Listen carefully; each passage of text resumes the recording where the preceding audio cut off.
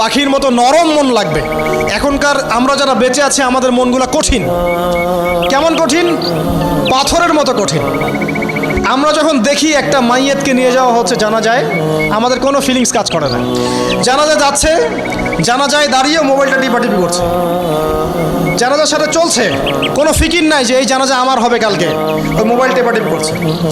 আমি এমনও দেখেছি, দাফন করা হলো মাইয়াতকে, দাফন করার পরে চারপাশে মানুষজন জড়ো হয়ে গল্প করছে, ভাই আপনার ওই জমিটার কি খবর, আপনার ওইটার কি খবর, বিজনেস কেমন চলছে, চাকরির কি অবস্থা। এই যে মাইয়াতকে পাশে দাফন করলো, কোনো ফিলিংস নাই, কোনো ফিলিংস নাই। আমি আত্মশুদ্ধির কথা বলছি। আত্মশুদ্ধির জন্য আপনার মনটাকে পাখির মতো সফট নরম করতে হবে। যখন আপনি সফট নরম করবেন এবং আত্মশুদ্ধি অর্জন করবেন, তখন দুই ডানা মেলে আপনি আকাশে উঠতে পারবেন ইনশাআল্লাহ। আত্মশুদ্ধি অর্জন না করতে পারলে ডানা কেটে পড়ে যাবে, তখন আর আকাশে উঠতে পারবেন না। কোন আকাশে? ওই যে শহীদের